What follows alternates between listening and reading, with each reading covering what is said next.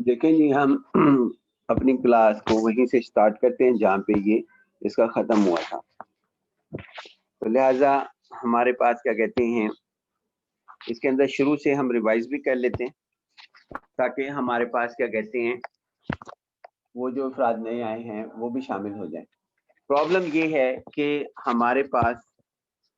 Problem जो हमारे पास है वो ये है कि एक कॉलोनी है, उसके अंदर बस चल रही है। उस बस के अंदर मुसाफिर बैठते हैं, लेकिन वो किराए की वजह से जो है वो परेशान हैं। इन्होंने ये किया कि एक सर्वे किया और उसके अंदर ये कहा कि आप जो है वो सर्वे के मुताबिक एक फंक्शन बनाया लीनियर, और उसे कहा कि ये लीनियर फंक्शन है, आप इसके तहत जो है फैसला कर लें कि ये आपके पास क्या कहते हैं रेवेन्यू ज्यादा कैसे आपने इकट्ठा करना है। वो रेवेन्यू जो है वो ज्यादा इकट्ठा करने के लिए उन्होंने यहाँ पर एक क्या कहते हैं फंक्शन जो डिफाइन किया वो आपके सामने है। ये फंक्शन है, मैं दोबारा इसे पढ़ देता हूँ जरा तेजी के साथ कि the transit authority has survey citizen to determine the number of persons who use bus system if the fare was fixed at different amounts. कहते हैं कि अगर क्या कहते हैं अथॉरिटी ने जो है ट्रांसपोर्ट अथॉरिटी ने सर्वे किया ये मालूम करने के लिए कि जो बस चलती है अगर उसका डिफरेंट अमाउंट्स के साथ जो है फिर किराया फिक्स किया जाता है, तो उसका सर्वे किया उन्होंने। यानी क्या मतलब, जैसा एनएफसी से रेलवे स्टेशन तक जाना हो तो उसका किराया और होगा, डिफरेंट अमाउंट्स के ऊपर किराया चल रहा था पहले। और जब हम जो जाते हैं कचहरी बाजार तो कोई और किराया होता है। लेकिन ऑरेंज ट्रेन एक ऐसी ट्रेन है जिसके अंदर किराया जो है वो 40 रुपए है, जबकि उसका असल किराया 240 या 260 है। बाकी जो 240 यानी 200 रुपए हैं, 200 रुपीज हैं, वो हमारे पास क्या कहते हैं गवर्नमेंट पे करती है। गवर्नमेंट पे का मतलब है कि जो हमारे पास क्या कहते हैं टैक्सेस पे होल्डर हैं वो करते हैं। तो लिहाजा इतनी महंगी गाड़ी वो हमारे पास चल रही है ऑरेंज ट्रेन, लेकिन क्या कहते हैं वो उसको जो है गवर्नमेंट सर्वे करती है, जो भी वहां पे बनेगी government. From the survey results the system analyst have determined an approximation demand function.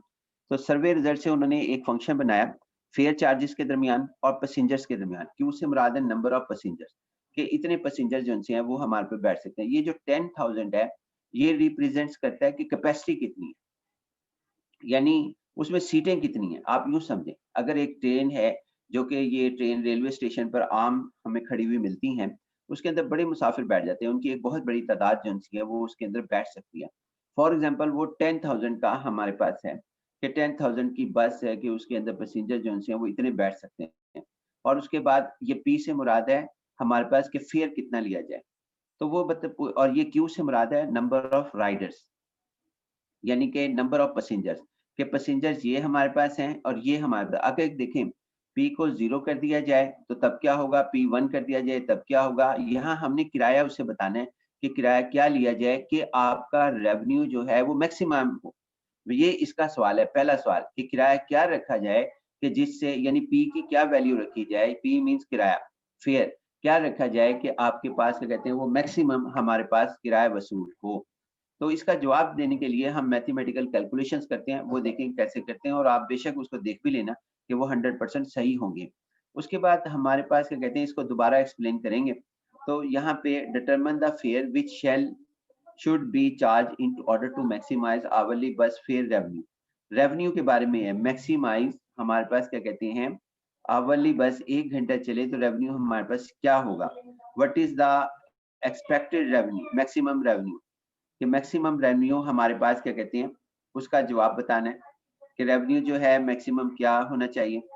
और उसके बाद यहाँ पे फेयर, क्या फेयर हो कि मैक्सिमम रेवेन्यू जो है वो हमारे पास इकट्ठा हो जाए। हाउ मेनी राइडर्स, कितने राइडर उसमें बैठेंगे जब किराया आप मैक्सिमम हासिल करने के लिए जो है उसके मैक्सिमम किराया हासिल, मैक्सिमम यानी रेवेन्यू हासिल करने के लिए जो किराया आप फिक्स करेंगे उसके में कितने मुसाफिर जो हैं वो बैठेंगे। अब ये देखिए जी हमारे पास इसके अंदर ये तरीकाकार होता है, ये हमने उठा के उधर लिख दिया।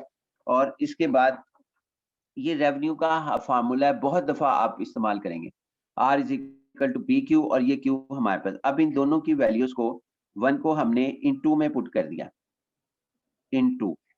ऐसा क्यों किया, क्योंकि हम जो रिलेशन बनाना चाहते हैं पी और आर के दरमियान, जबकि ये आर P और Q के दरमियान रिलेशन है। तो हम Q की वैल्यू जो है यहाँ पर पुट करते हैं, तो हमारे पास जो रिजल्ट आएगा वो 10,000 और उसके बाद हमारे पास 10,000 हमारे पास होगा माइनस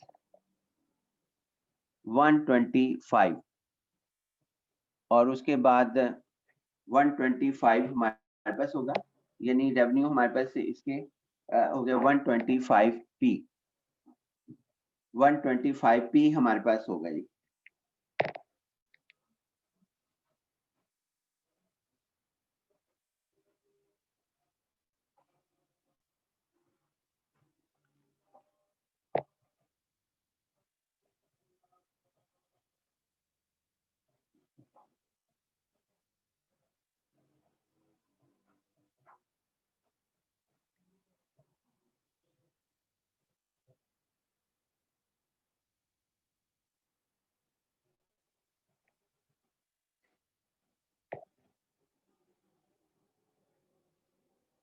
उसके बाद इसको सॉल्व करें, ब्रैकेट को ओपन कर दें, 10,000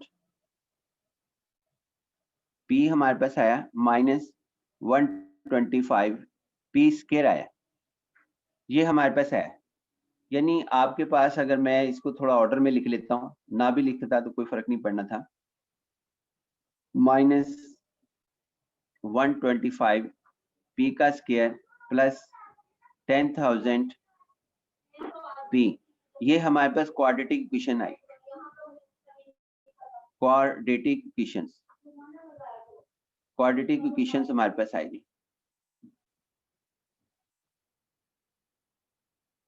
क्वाड्रेटिक इक्वेशंस हमारे पास आएगी,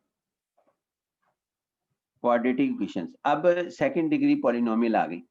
सेकंड डिग्री पॉलिनोमियल के यहाँ से पहला स्टेप ये होगा, हमेशा जब भी आपका मैक्सिमाइज या मिनिमाइज का आपके पास सवाल पूछा जाएगा, जो कि हम इससे जो हम कर रहे हैं ये चैप्टर, उसमें यही सवाल पूछे जाएंगे, मैक्सिमम और मिनिमम, यानी कि मैक्सिमम और मिनिमम की डिस्कशन होगी जब भी हमारे पास होगी।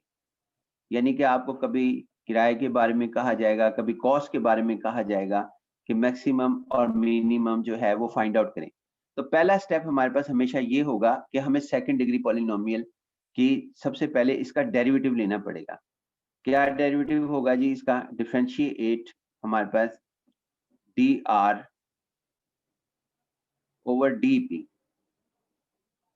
इसका क्या होगा? ये बिल्कुल ऐसे ही है जैसा हमने क्लास के अंदर भी किया था कि एक्स स्क्वायर का डेरिवेटिव, तो इसका डेरिवेटिव हमारे पास क्या आया था? d over D x 2x।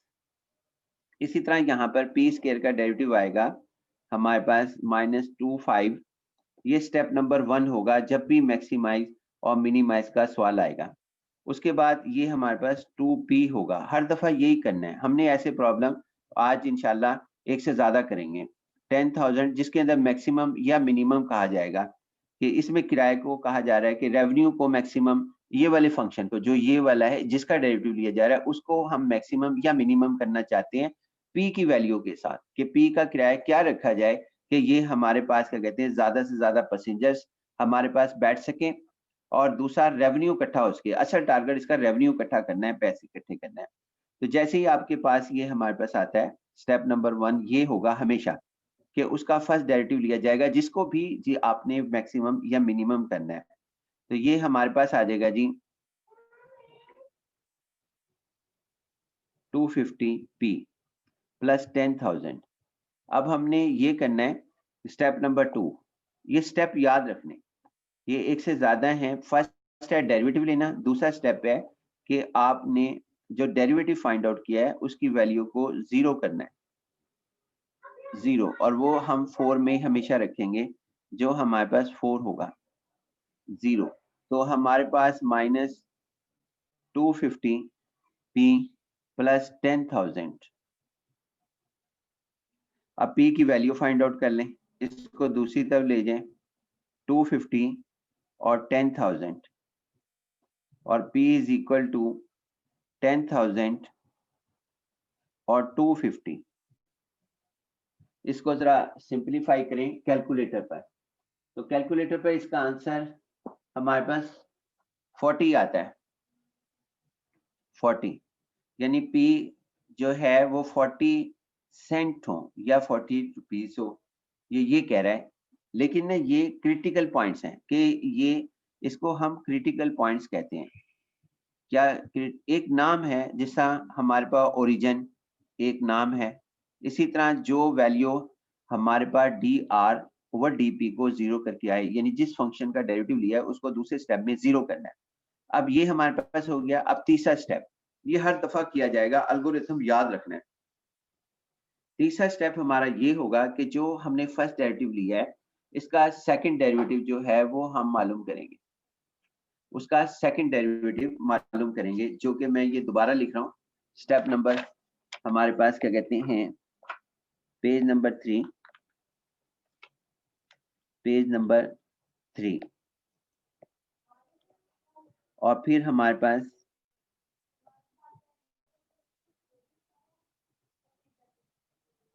ये हमारे पास होगा, और पेज नंबर 3 पे स्टेप नंबर 3। हर दफा यही करेंगे जब भी सवाल मैक्सिमाइज और मिनिमाइज का आएगा। और मैं ये भी कह रहा हूँ कि ये सवाल एक से ज्यादा मरतबा इम्तिहान में सेट हुआ है हमारे पास, मैक्सिमाइज का और मिनिमाइज का।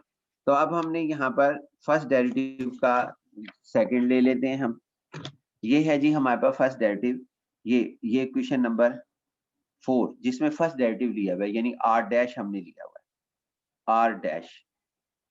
तो अब हम इस तरह करते हैं कि इसका ही डेरिवेटिव लेते हैं, सेकंड डेरिवेटिव, वरना तरीकेकार ये है कि पहले इसका फर्स्ट लिया जाए फिर इसका सेकंड। जिसका अब इसका है, अब इसका सेकंड डेरिवेटिव हमारे पास क्या होगा, d2x यानी dx स्क्वायर और dx, इसका सेकंड डेरिवेटिव हमारे पास होगा 2, ये 2 हमारे पास होगा। इसी तरह अब हम इसका डेरिवेटिव जो है वो लेना चाहते हैं r डबल डैश, इसको मैं लिख लेता हूं ताकि मुझे जो है इसके अंदर शफल ना करना पड़े पेज। इसी इक्वेशंस को 4 को मैं दोबारा लिख रहा हूँ, r डैश, अभी आपको शो करता हूं मैं, r dash minus 250p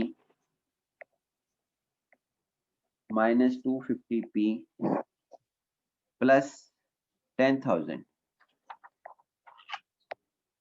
plus 10,000। इसको मैंने दोबारा लिखा, इसी वजह से इसका नंबर मैंने चेंज नहीं किया, 4। अब इसका स्टेप नंबर 2 जो है 3 है वो सेकंड डेरिवेटिव फाइंड आउट करना है।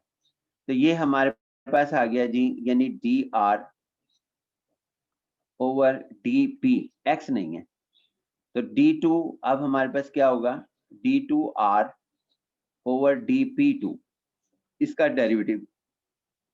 x का डेरिवेटिव क्या होता है, यानी जिस तरह x का डेरिवेटिव हम लेते हैं तो x का डेरिवेटिव हमारे पास होता है 1, इसी तरह p का डेरिवेटिव होगा 1 हमारे पास होगा, और इसका 0 होगा, कांस्टेंट है। तो इसके बाद हमारे पास d2r और dp2, इसकी वैल्यू -250। ये स्टेप नंबर 3 कंप्लीट हो गया। फर्स्ट स्टेप क्या था हमारे पास, दोबारा से हम इसको रिवाइज कर लेते हैं। ये हर दफा करना पड़ेगा, ये अल्गोरिथम है, अल्गोरिथम है। ये अल्गोरिथम किसे कहते हैं, अल्गोरिथम हर वो चीज को कहते हैं जो एक ऑर्डर के अंदर की जाए और जो एक खास टारगेट हासिल करने के लिए की जाए। मिसाल देते हैं कि आप अपनी रेजिडेंस से, अपने घर से एनएफसी आना चाहते हैं, तो आप जो जो स्टेप्स लेते हैं वहां पर, कि आप कहते हैं पहले हमने सीधा जाना है, फिर राइट जाना है, फिर लेफ्ट जाना है, फिर स्ट्रेट जाना है, फिर ये बस के ऊपर बैठना है, फिर ये किराया देना है। हमने इस तरह इस्तेमाल करते करते आप काफी टर्न लेने के बाद या स्टेट आने के बाद आप एनएफसी के गेट के अंदर दाखिल होते हैं। फिर आप बता देखते हैं कि यहाँ तो बहुत से डिपार्टमेंट्स हैं, आप किस डिपार्टमेंट में जाना चाहते हैं, तो वो आप फैसला करते हैं कि मेरा डिपार्टमेंट इस साइड पर है, राइट पर है, लेफ्ट पर है। इस तरह वो जो भी, जब आप अपने रूम के अंदर पहुंच जाते हैं, चाहे 100 स्टेप्स के बाद पहुंचे, वो सारे अल्गोरिथम कहलाते हैं। यहाँ पर भी अल्गोरिथम है। स्टेप 1 हमारे पास क्या है, यह जब भी, और ये कब पूछा जाएगा, जब आपके पास मैक्सिमाइज किया जाएगा, यानी जब आपके पास मैक्सिमाइज किया जाएगा उस वक्त जो है वो आपसे ये पूछा जाएगा कि आप जो है यहाँ पर मैक्सिमाइज का क्वेश्चन आएगा, जैसा कि ये आया हुआ मैक्सिमाइज या मिनिमाइज, दोनों आए, मैक्सिमाइज या मिनिमाइज। तो हम इसको जो है, पहला हम क्या स्टेप करेंगे, पहला स्टेप तो ये करेंगे कि जिसको मैक्सिमाइज करना है उसको राइट साइड पे रखेंगे। ये रेवेन्यू को इसने कहा था मैक्सिमाइज करना है, और किसके साथ करना है उसको हम लेफ्ट साइड पर रखेंगे। जैसा कि इसने कहा था फेयर के साथ इसको रिलेट करना है, तो हमने फेयर के साथ रिलेट किया। उसके बाद पहला स्टेप हमारे पास ये है कि हम इसका डेरिवेटिव लेंगे, जो आर हमारे पास आ जाएगा, या कोई भी कॉस्ट भी आ सकती है, रार भी आ सकता है, और भी कुछ हो सकता है। तो यहाँ पर आपने जो है फर्स्ट डेरिवेटिव लेना है इसका, जो फंक्शन आपने डेवलप कर लिया। उसके बाद दूसरा स्टेप कि फर्स्ट डेरिवेटिव को 0 पुट करना है, और उसके बाद पी की वैल्यू फाइंड आउट कर लें, जिसको हमने क्रिटिकल पॉइंट्स कहना है, यानी क्रिटिकल पॉइंट्स हमने उसको कहना है। उसके बाद फर्स्ट स्टेप डेरिवेटिव लेना, दूसरा स्टेप है फर्स्ट डेरिवेटिव को 0 रखना, और तीसरा स्टेप है फर्स्ट के सेकंड डेरिवेटिव लेना। ये सेकंड डेरिवेटिव लिया, और चौथा स्टेप है discussion of the critical points, के क्रिटिकल पॉइंट्स की डिस्कशन। इसमें जो क्रिटिकल पॉइंट्स आएगा वो आपके पास स्टेप नंबर 2 में आएगा, यानी क्रिटिकल पॉइंट की एट, यानी critical points at second derivative, यानी सेकंड डेरिवेटिव, जो भी सेकंड डेरिवेटिव हमारे पास होगा उस पर डिस्कशन करनी है। तो हमारे पास इसके अंदर क्या है, क्रिटिकल पॉइंट क्या है, here critical point step number 2 में आएगा। क्रिटिकल पॉइंट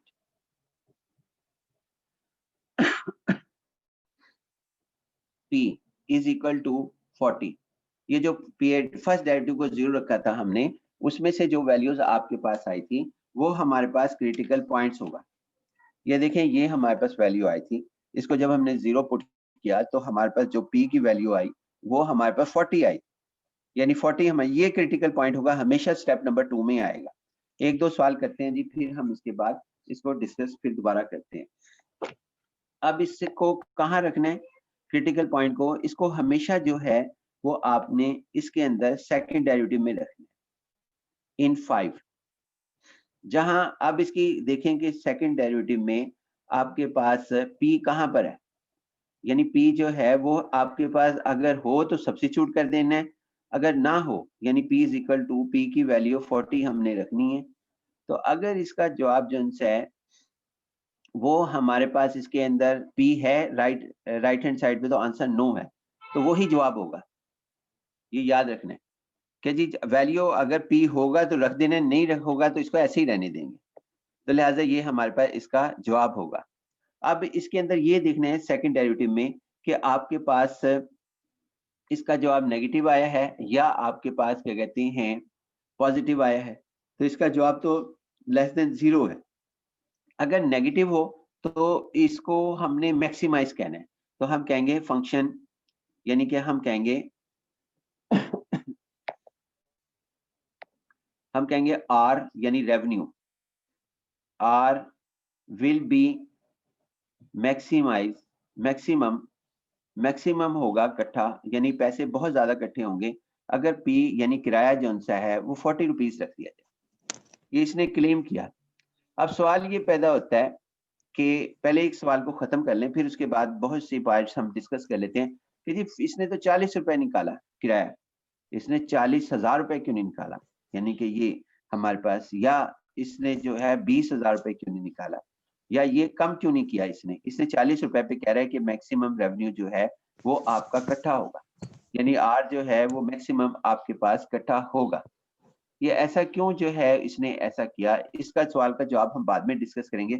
लेकिन पहले इसने कहा कि दूसरा इसका बी पार्ट है जो इसके अंदर इसने पूछा है हमसे, वो क्या बी पार्ट है जी हमारे पास।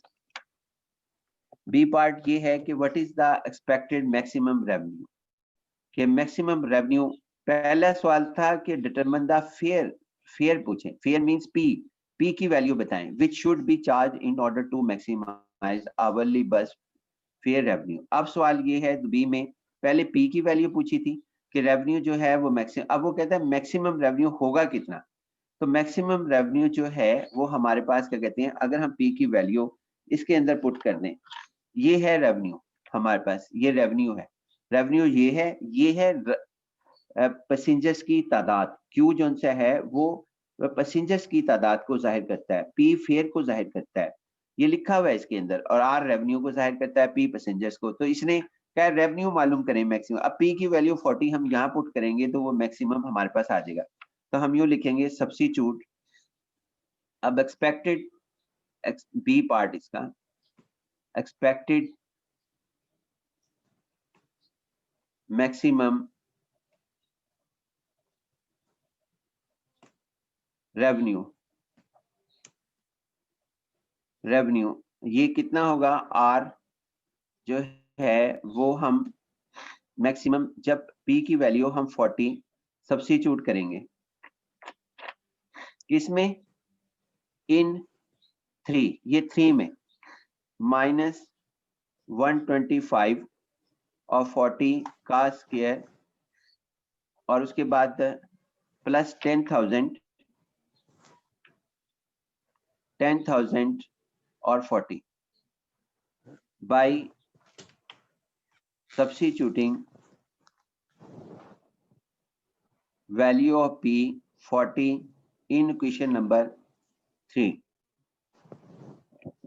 के अंदर वैल्यू पुट की। तो रेवेन्यू जो होगा, रेवेन्यू आपके पास इसको हम यूं भी लिखते हैं रेवेन्यू 40। तो इसको हल करें तो हमारे पास इसका जवाब जो हमारे पास आता है वो आता है 2 लाख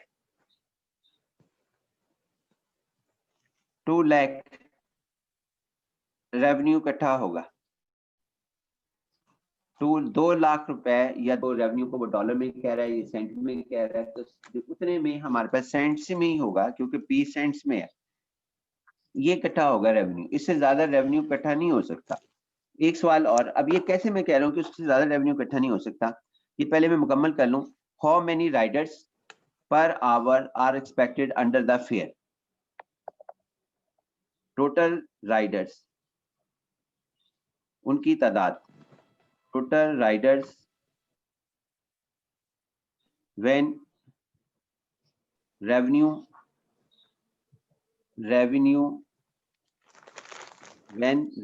maximum, तो ये हमारे पास टोटल रेवेन्यू कितना होगा जी, हमारे पास क्यू मैक्सिमम। तो क्यू को वैल्यू मैक्सिमम हासिल करने के लिए हम पी की वैल्यू 40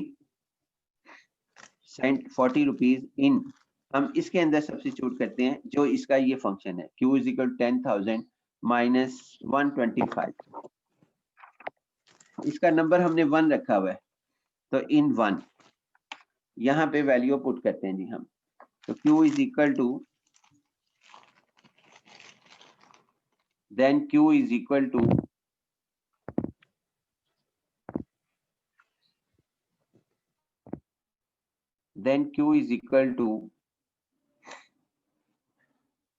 $10,000, यानी इसके अंदर वैल्यू पुट कर रहे हैं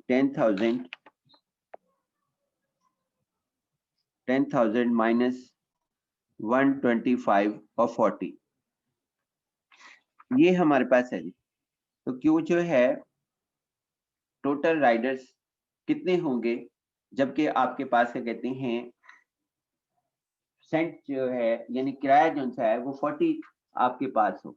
तो इस सवाल का जवाब जो है वो जब हम इसे हल करते हैं तो ये हमारे पास आता है 10,000 माइनस 5,000, जब इसे मल्टीप्लाई करते हैं हम 5,000 तो ये हमारे पास आता है 5,000, 10,000 माइनस 5,000 पैसेंजर्स होने चाहिए, राइडर्स, सॉरी ये 50 हो गया, राइडरशिप। अब देखते हैं जी हम यहाँ पर कि ये इसने कैसे ये एल्गोरिथम ने मालूम कर लिया कि ये हमारे पास इस तरीके से होगा। देखें पहला सवाल तो ये है कि हमने 40 क्यों रखा, यानी कि मैक्सिमम रेवेन्यू, पैसे ज्यादा इकट्ठा करना चाहते हैं लेकिन 40 रुपए रखें। आप इस तरह करें कि इसका किराया बढ़ा दें। जब आप इसका किराया बढ़ाएंगे यानी कि मैं ये कहता हूं कि आप 100 रुपीज रखें, जरा इसे कैलकुलेट करके बताना कि आपका, अगर मैं इसको 100 रुपीज कर देता हूं पी को, यानी 100 रुपीज, तो रेवेन्यू कितना होगा आप जरा देखना, वो कम हो जाएगा। करना जी जरा 100 की बजाय ना 50 कर लें, 10 रुपए बढ़ा दें तो वो तब भी रेवेन्यू इकट्ठा हो जाएगा, ज्यादा हो जाएगा, मतलब कम होगा। करना जी आप इसको, यानी असल तो 40 है फेयर, लेकिन हमने कहा 40 है, लेकिन ये हम पी को जो है वो आप करें शर्जील, यहाँ पर करें कैलकुलेटर पर, पी की वैल्यू 50 रखें इसके अंदर, फिर देखें रेवेन्यू क्या आएगा। हमने 40 बताया था। करना जी शर्जील आप इसका क्या, पी की वैल्यू 50 रखें, फिर इसका पी की वैल्यू 50 रखें, तो फिर आप इसका देखें कि क्या इसका आंसर आता है। 3750 कितना जी? ये यहाँ पे लिख लेते हैं, हम अलहदा ही लिख लेते हैं ताकि ये डिस्कशन का हिस्सा बन जाए। हमारे पास है कि पी जो है वो आपके पास व्हेन वी हैव, व्हेन ये अलहदा, ये सवाल वहां खत्म हो गया है, when P is equal to 50, तो कितना बताया जी आपने, that in R is equal to -125 P square mine plus 10,000 में जब आपने इसको रखा पी को, ये सवाल वहां एंड हो गया है। तो आर के पास आपके पास क्या कहते हैं, आंसर क्या है जी हमारे पास, बताएंगे दोबारा आंसर क्या आएगा जी हमारे पास इसका, इसका आंसर क्या बताया था जी आपने रेवेन्यू का? वो लीव कर गया सर। दोबारा ज्वाइन किया है, आप बता दें, आप सॉरी बता सर, मेरा दें। इंटरनेट का इशू था। कोई बात नहीं, कोई बात नहीं, आप ये बताएं, आप दूसरे बताएं जी, इनका इशू आ रहा है बार बार इंटरनेट का ना, आप कोई और बताएं यहाँ पर मुझे कि इसका कि ये बताएं कि रेवेन्यू हमने तो पैसे बढ़ा दिए, पी 50 कर दिया, हमारे सवाल ने कहा था 40 करना है, इसने हमने कर दिया 50, अब चलें, ये क्या है हमारे पास, ये हमारा रफ वर्क है, तो आप बताना इसका आंसर क्या होगा। हाँ जी बताएं क्या आंसर होगा, जल्दी से बताओ ना। और जब हम उसे कम कर दें 40 से, यानी कि 10 कर दें इन दिस क्वेश्चन, सर ऊपर वाली का आ रहा है 1 लाख कितना कितना है जी, 1 लिख कर लाख भेजें, 1 लाख लिख कर भेजें, मैसेज कर दें ऊपर इसके, हाँ जी लिख कर भेज दें, मैं यहाँ आवाज क्लियर नहीं पहुंच रही आपकी, मैसेज जो है ना इसमें चैट बॉक्स है वो आप उसमें कर दें, 1,87,500 ये रेवेन्यू है जी हम 1,80,000, और उसके बाद क्या कहते हैं हमारे पास, और हमारे पास मैक्सिमम कितना आया था जी इसके अंदर 2 लाख, ये 2 लाख से लेस नहीं है, 2 लाख से लेस है या नहीं, असल तो हमारे पास 2 लाख आया था ना, आपने किराया बढ़ाया लेकिन पैसे कम आए, पैसे कम हो गए, पैसे कम हो गए आपके, 2 लाख से तो लेस आया, हमने जो लिखा था मैक्सिमम जो हमारे एल्गोरिथम ने मालूम किया था उसने तो बताया था कि 2 लाख सबसे ज्यादा मैक्सिमम आप कमा सकते हैं। आप देखें बड़ी हैरानकुन बातें आती हैं सामने कि लोग कहते हैं कि आम आदमी कहेगा किराया बढ़ा दो तो उससे पैसे ज्यादा आएंगे, लेकिन पैसे ज्यादा नहीं आ रहे, बल्कि किराया बढ़ाने से 50 रुपीज ही करें। ये देखें 2 लाख रुपए आया था मैक्सिमम, हमने लिखा था मैक्सिमम रेवेन्यू, तो वो 2 लाख था, लेकिन हमने किराया बढ़ा दिया 50 रुपीज, तो जब 50 रुपीज बढ़ाया तो तब ये आप इसी तरह और बहुत सी वैल्यूज निकाल सकते हैं। आप इस तरह करें कि अब ना किराया कम करते हैं, हम किराया कम करके रफ वर्क के अंदर देखते हैं कि किराया जब हम कम करेंगे तो फिर हमारे पास सूरत हाल क्या आएगी। किराया कम करें जी, 10 वैल्यूज रखें, इसकी वैल्यू 10 रखें, वैल्यू जो है 10 रखें इसके अंदर, पी की वैल्यू इसमें, यानी किराया कम कर दिया। अब देखें कितना आएगा रेवेन्यू, ये भी 2 लाख से कम आएगा, लाजमी बात है। आप 50 की जगह 50,000 रुपए भी रख दें तो आपका रेवेन्यू कम होगा। यही बिजनेसमैन का काम है कि वो सही सिचुएशंस बताए कि वैल्यूज को बढ़ा लेने से, ये देखें जी 2,12,500 ये मैसेज आया जी। अब इसका क्या मतलब है? इसका मतलब है कि आप 2 लाख से तो कम हुए, पहली बात तो ये एक मफहूम। तो जो मैक्सिमम है, मैक्सिमम रेवेन्यू जो है उससे आप कम हुए, एक चीज। दूसरी चीज ये है कि अब तो जेब से पैसे दे रहे हैं। जब जिस तरह ये हमारे पास ऑरेंज ट्रेन चल रही है तो वो 40 रुपए पे लोग तो खुश हैं, लेकिन एक्चुअल वो अपनी ही पैसे दे रहे हैं। यानी कि दो असल किराया तो 200 रुपीज 240 रुपीज था फॉर एग्जांपल ऑरेंज किराए का, लेकिन 40 रुपीज के अंदर वो सफर कर रहे हैं और पूरे लाहौर का गश्त कर जाते हैं।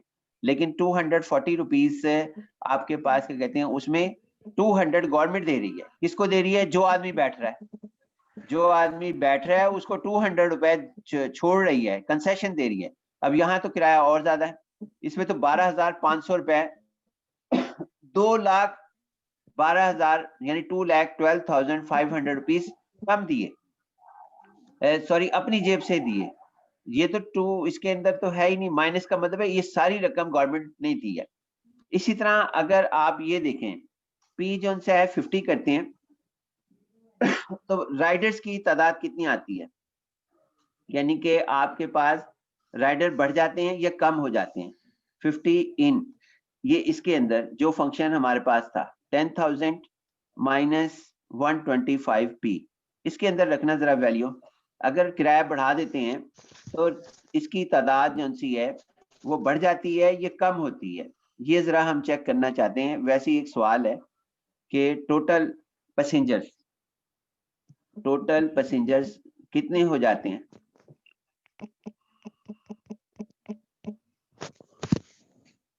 कितना है जी? लिख कर भेजें, मैसेज कर दिया करें। टोटल पैसेंजर्स जब पी की वैल्यू 50 कर दो, यानी किराया बढ़ा दो, और जब हम किराया जो सा है वो कम कर दें, यानी पी जो है वो 10 कर दें, बहुत छोटा कम कर दिया, तो फिर आपके पास इसके अंदर इन दिस वैल्यू यानी इसमें रखनी है।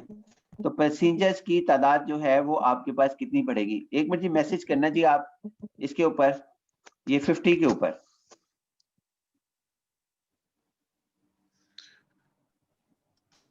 सर 3750 उसका आंसर आ रहा है। 3750 इतने पैसेंजर्स आपके पास आएंगे। और उसके बाद हमारे पास इसके अंदर देखें, इसमें टोटल पैसेंजर्स कितने आएंगे? यानी मुसाफिर जो हैं, अब हम देखते हैं कि मैक्सिमम रेवेन्यू पे ज्यादा बैठते हैं या हमारे पास इसके अंदर बैठे हैं।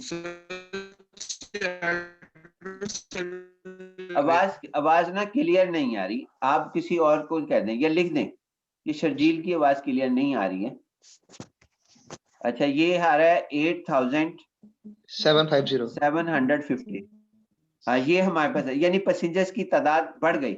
जब किराया 50 था तो कम थी, और जब आपके पास क्या कहते हैं 10 किराया जो 10 रुपीज था तो पैसेंजर्स की तादाद बढ़ गई। लेकिन जो मैक्सिमम रेवेन्यू है उसके ऊपर चेक करते हैं कि 40 जब रुपीज हम ले रहे थे तो हमारे पास क्या कहते हैं जो टोटल पैसेंजर थे वो कितने थे? टोटल पैसेंजर्स हमारे पास कितने थे जब हमारे पास मैक्सिमम? तो वो ये थे 5,000 पैसेंजर थे हमारे पास।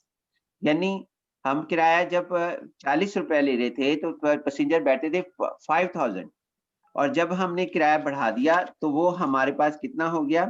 किराया इंक्रीज कर लेने से हमारे पास हम जो किराया इंक्रीज किया 50 रुपीज, तो पैसेंजर्स की तादाद थोड़ी हो गई 3,000 हो गई, 5,000 से कम हुई। लेस देन आपके पास जो है ये हमारे पास 5,000, और अगर हमने किराया कम किया तो वो ग्रेटर देन हो गई। लेकिन हमारा सवाल जो है वो ये है कि रेवेन्यू के ऊपर डिस्कशन करना, इसके ऊपर डिस्कशन करना नहीं था। जी पूछ जी बताएं सर। जहाँ पे वैल्यू 10 पुट करनी है, जी तो वहाँ पे एक सेकंड पेज उठाए ऊपर से, जहाँ पे सर हमने पी की वैल्यू 10 पुट की है ऊपर। हाँ जी सेकंड पे सर यहाँ पे आंसर हाँ जी 87500 आएगा। लिख दें जी, यहाँ पे ये काट दें फिर। जी सर। क्या बताएं जी? 7500 500 500 यानी इससे ये भी कह high। रहे हैं कि 87,500 बहुत जो है, ये जो आपके पास रेवेन्यू बहुत कम इकट्ठा हुआ, जी रेवेन्यू सर। बहुत इकट्ठा कम हुआ। क्या मतलब है इसका? कि अगर कोई बस का किराया कम करते हैं तो रेवेन्यू बहुत कम इकट्ठा होता है, लेकिन उसके मुकाबले में जब और मुसाफिर जो हैं वो ज्यादा बैठते हैं, मुसाफिर ज्यादा बैठते हैं क्योंकि ये 10 है ना हमारे पास, ये भी 10 था, ये भी 10 है। ये मुसाफिरों की तादाद बता रहा है, पैसेंजर्स की, और ये रेवेन्यू बता रहा है। रेवेन्यू कम हुआ और मुसाफिरों की तादाद बढ़ गई। और जबकि हमारे पास क्या कहते हैं, जब मैक्सिमम रेवेन्यू था 2 लाख रुपए जब हम कमा रहे थे तो 5,000 तादाद जो सी थी वो मौजूद थी।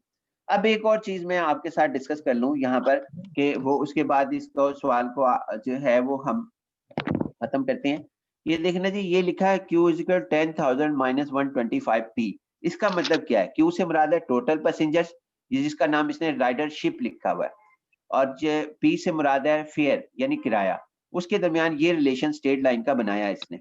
इससे मुराद हमारे पास क्या है? इससे मुराद 10,000 से मुराद है कि उसके अंदर बैठने की सीटें जो हैं वो 10,000 ही हैं, 10,000 हैं, इससे ज्यादा नहीं है। 10,000 तादाद बैठी, तभी तो वो जवाब जो है आपने देखा होगा कि हमारे पास क्या कहते हैं, ये देखें क्यू का आंसर 8,750 आया इसमें जब P 10 था, यानी 10,000 से लेस है। उसके बाद Q जो है वो जब 50 रुपए किराया हुआ तो Q यानी टोटल पैसेंजर 10,000 से कम बैठे, वो 3,750 थे, यानी इससे कम है। लेकिन अगर ये नेगेटिव आ जाता मिसाल के तौर पर, तो इसका मतलब ये होना था कि वहां कैपेसिटी से ज्यादा आदमी बैठ गए, ज्यादा आदमी आ गए हैं, ज्यादा आदमी आ गए हैं, यानी कि इसका फॉर एग्जांपल इसका आंसर आ जाता है 12,000 तो इसमें तो माइनस अगर आता, इसमें पॉजिटिव नहीं आएगा, माइनस आएगा 10,000 से जितनी भी वैल्यूज बड़ी आएंगी। तो लिहाजा फिर हमारे पास क्या कहते हैं